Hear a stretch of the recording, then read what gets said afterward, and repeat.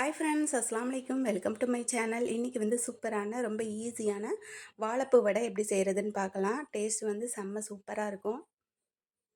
கடலைப்பருப்பு நான் ஊற வச்சுருந்தேன். அது கூட வந்து பச்சை மிளகாய் சேர்த்துட்டு நம்ம க்ளீன் பண்ணி வச்சுருக்க வாழைப்பூவையும் மிக்சியில் சேர்த்து நல்லா கொரப்பாக அரைச்சிக்கலாம். இது கூட வந்து 2 பல் பூண்டு சேர்த்துட்டு கொஞ்சமாக உப்பு சேர்த்து கொரப்பாக அரைச்சி எடுத்துக்கலாம். கொஞ்சம் கூட தண்ணி சேர்க்கக்கூடாது. வாழைப்பூவில் இருக்க தண்ணியையும் நல்லா வடிகட்டி எடுத்துகிட்டு அரைச்சிக்கோங்க. அப்போ தான் வந்து வடை வந்து சூப்பராக வரும். இல்லைனா வந்து மாவு கொஞ்சம் தளதளன்னு ஆயிரும். மாவு லூஸ் ஆகிடுச்சின்னா வடை வந்து நல்லா வராது.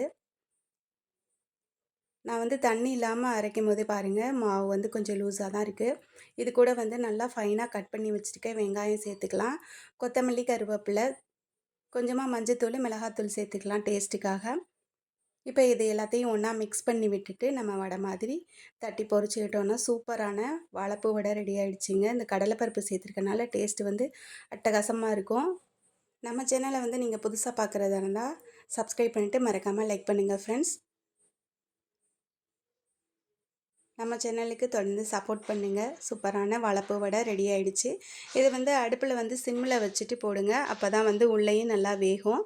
இல்லைனா மேலே கருகிட்டு உள்ளே வேகாமல் மாவு மாதிரி இருக்கும். அதனால் அடுப்பை வந்து கொஞ்சம் பொறுமையாக பொரிச்சா தான் இது வந்து நல்லா வெந்து வரும். ஓகே ஃப்ரெண்ட்ஸ், சூப்பரான வாழைப்பூ வடை ரெடி ஆகிடுச்சு. இந்த வீடியோ பிடிச்சதுன்னா லைக் பண்ணுங்கள். மறக்காமல் சப்ஸ்கிரைப் பண்ணிவிடுங்க. கமெண்ட்ஸ் பண்ணுற எல்லா ஃப்ரெண்ட்ஸுக்கும் ரொம்ப ரொம்ப நன்றி. பாருங்கள், வடை சூப்பராக வந்திருக்கு. இது வந்து ஈவினிங் ஸ்நாக்ஸாக கூட நம்ம சாப்பிட்லாம். சாதத்துக்கும் தொட்டு சாப்பிட்லாம், சூப்பராக இருக்கும். அடுப்பை வந்து சிம்மில் வச்சு நம்ம வந்து பொரிச்சா தான் இது மாதிரி உள்ளேயும் வெந்து வரும். ஓகே ஃப்ரெண்ட்ஸ், நெக்ஸ்ட் வீடியோவில் பார்க்கலாம். தேங்க்யூ.